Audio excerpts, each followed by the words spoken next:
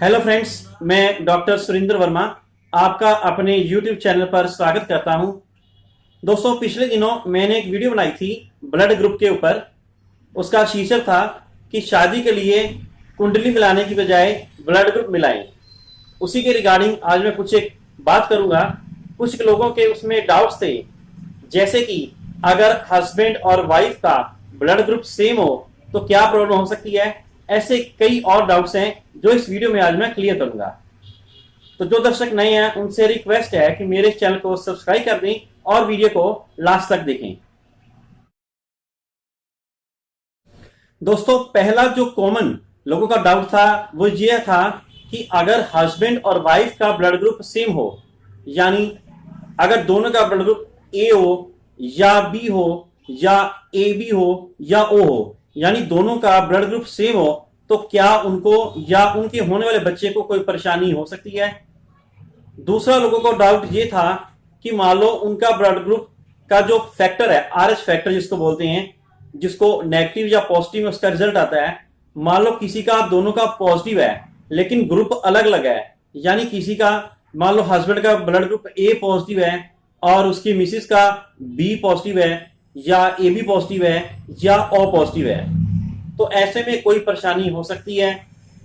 या तीसरा लोगों को डाउट ये था कि हमने इंटरकास्ट मैरिज की है, लव मैरिज की है, तो हमने शादी से पहले ब्लड ग्रुप नहीं मिलाया है, तो क्या हमें होने वाली जो बच्चा है उसके लिए कोई किसी प्रकार की कठिनाई तो नहीं होगी या हमें कोई नुकसान तो नहीं होगा। तो ये उनके बारे में कई कॉमन डाउट्स हैं।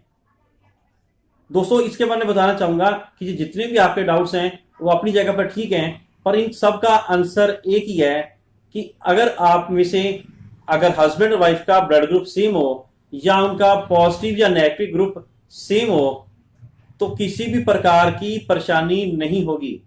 यानी अगर दोनों का ब्लड ग्रुप सेम है तो किसी भी प्रकार की घबराने की जरूरत नहीं है, आपको किसी चीज से डरने की जरूरत नहीं है, कुछ भी नहीं होगा आपके बच्चे को। और दूसरी बात, अगर आपने शादी से पहले ब्लड ग्रुप नहीं मिलाया है तो आप अभी किसी लेबोरेटरी में जाके उसको मिला सकते हैं। अगर आपका ब्लड ग्रुप सेम आता है तो चिंता करने की बात नहीं है। अब लोगों का अगला डाउट ये था कि कब हमें सावधानी रखनी चाहिए।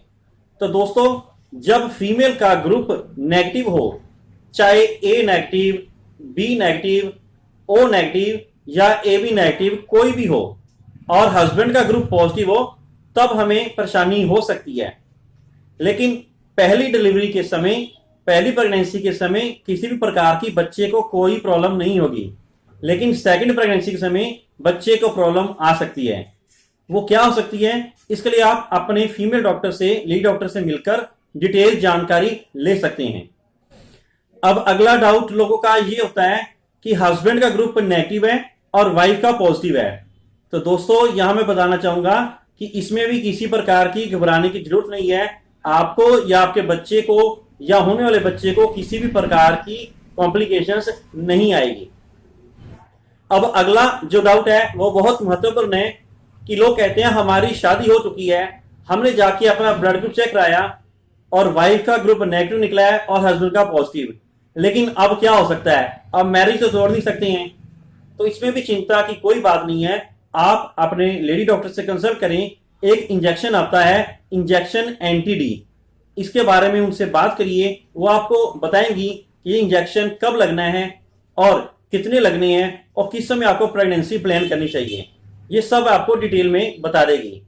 तो इस तरह से किसी भी प्रकार की डरने की जरूरत नहीं है कि अगर आपका वाइफ का ग्रुप नेगेटिव है और हस्बैंड का पॉजिटिव है। अब अगला डाउट लोगों का यह है कि अगर हस्बैंड और वाइफ दोनों का ब्लड ग्रुप नेगेटिव है तो क्या होगा।